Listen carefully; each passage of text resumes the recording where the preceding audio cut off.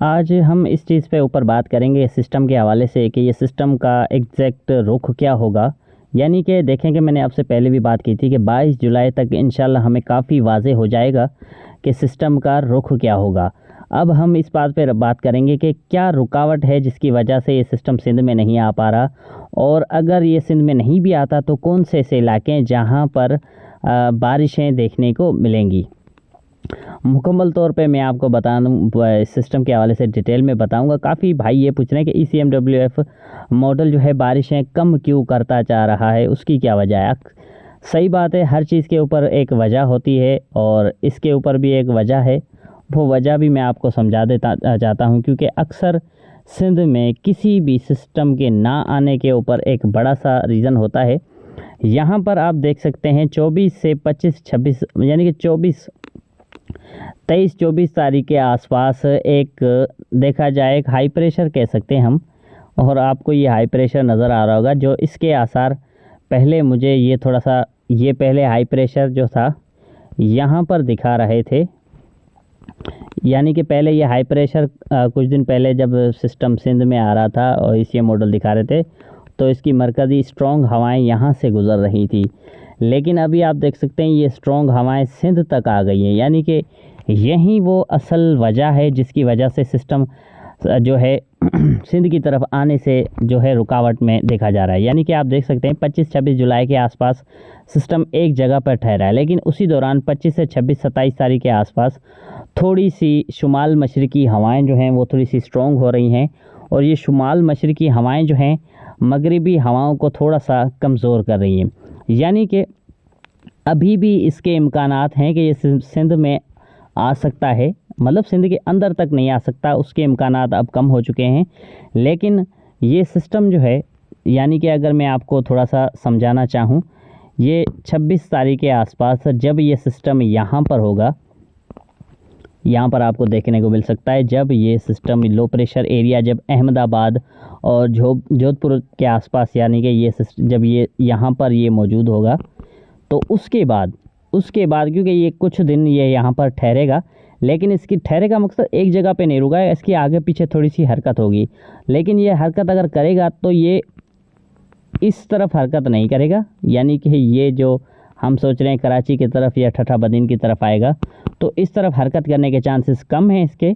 लेकिन ये थोड़ा सा शुमाल मगरिब की तरफ अपना रुख कर सकता है, यानी कि ये यहाँ तक आने में कामयाब हो सकता है, इसके चांसेस हैं। यहाँ तक आने में कामयाब हो सकता है, या ये सिंध के उमरकोट और मशरक़ी इलाकों तक आ सकता है, इसके चांसेस बन सकते हैं। यानी कि आपने देखा ये सिस्टम यहाँ से आता हुआ फिर ये ऊपर की तरफ जाएगा, और फिर उसके बाद ये कमज़ोर होगा, ये वापसी अपना शुमाल की तरफ चला जाएगा। लेकिन यहाँ पर आप लाइन देख लें, यहाँ तक आने में ये सिस्टम कामयाब हो सकता है। लेकिन ये जो तेज़ी से चलने वाली हवाएं हैं ये सिस्टम को रुका रही हैं, यानी कि इसमें रुकावट डाल रही है, इसको आगे नहीं बढ़ने दे रही। और इसका रुख, यानी कि ये हवाएं आप देख सकते हैं 26-27 तारीख के बाद थोड़ी सी कम दिखा रहा है, लेकिन यहाँ पर आप देख सकते हैं ये स्ट्रॉन्ग हवाएं आती हुई नज़र आ रही हैं। यानी कि फ़िलहाल भले ये सिस्टम अभी हमारे पास कम बारिशें दिखा रहा है, लेकिन कुछ इशारे दे रहा है जिससे हम ये समझ सकते हैं कि अभी भी इसके चांसेस हैं कि ये उमरकोट, नंगर पार्कर या थर पार्कर तक आ सकता है, इसके चांसेस अभी भी मौजूद हैं। लेकिन ये चीज़ वाज़े होगी हमें 22 जुलाई तक, इंशाल्लाह 22 से 23 जुलाई तक हमें वाज़े हो जाएगी। यानी कि अभी भी चांसेस हैं, अगर मैं आपको दिखाना चाहूँ तो अभी भी चांसेस हैं कि ये सिस्टम यहाँ तक बॉर्डर के इलाकों तक आ सकता है। यहाँ तक अगर यहाँ तक भी आ जाता है, या अगर ये सिस्टम यहाँ पर मौजूद है, तो फिर ये किन इलाकों को बारिश अच्छी देगा वो मैं आपको इस वीडियो में बता देता हूँ। यहाँ पर अगर हम राइन थंडर मैप के ऊपर देखें तो बारिशों का आगाज़ जो है मशरक़ी सिंध से, मतलब बालाई सिंध के मुख्तलिफ इलाकों से, कश्मोर, खैरपुर, नाथन शाह और साथ ही साथ घोटकी, ढोरकी, मीरपुर, माथेलो और सखर, लालकाना, जैकाबाद, कंदकोट, इन इलाकों में हल्की दरमियानी बारिशों का आगाज़ जो है 23-24 जुलाई के आसपास हो जाएगा। साथ ही साथ 23-24 जुलाई के आसपास सिंध के थरपारकर और मशरक़ी सिंध के इलाकों में भी हल्के फुल्के से बादल, दरमियानी बारिश या बूंदाबांदी हमें देखने को मिल सकती है। इसी तरह थरपारकर के मुख्तलिफ इलाकों में भी क्लाउड बन सकते हैं, क्योंकि सर्कुलेशन जैसे ही करीब आएगा तो क्लाउड बनने के चांसेस हमें बनते जाएंगे।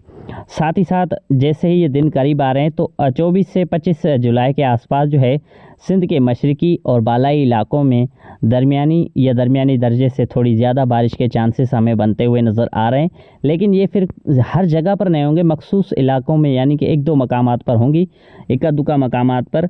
जैसे कि अगर अभी फ़िलहाल देखें ना, काफ़ी दिनों के बाद जब कोई स्ट्रॉन्ग क्लाउड बनेगा तो नमी काफ़ी ज़्यादा है अभी ज़मीन पर।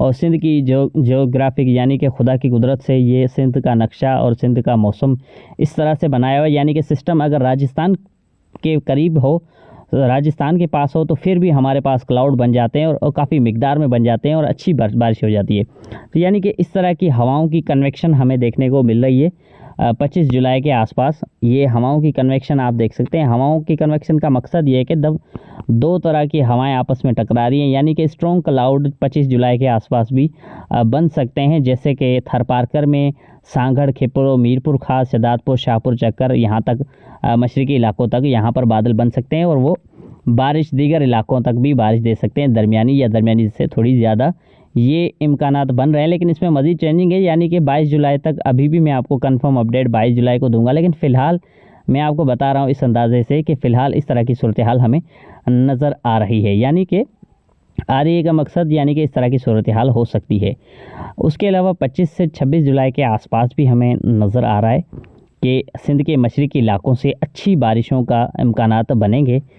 आप ये देख सकते हैं कि 25 जुलाई के आसपास सिस्टम जो सर्कुलेशन है यहाँ पर हमें देखने को मिल रहा है, और अब जो है इसकी मूवमेंट जो है हमें ऊपर की जानिब नज़र आएगी, यानी कि अब जो है ये सर्कुलेशन जो है ये ऊपर की जानिब मूव करेगा, यानी कि ये सिंध के कच्छ के इलाकों की तरफ नहीं आ सकता। जो लोग अगर इस सिस्टम को कोई सोच रहा है कि ये इधर आएगा फिर ये कराची में धुआंधार बारिशें देगा, तो फ़िलहाल इस तरह के चांसेस नज़र नहीं आ रहे। लेकिन अगर ये ऊपर भी जाएगा तो फिर भी बारिशों के इम्कानात ज़्यादा हो सकते हैं।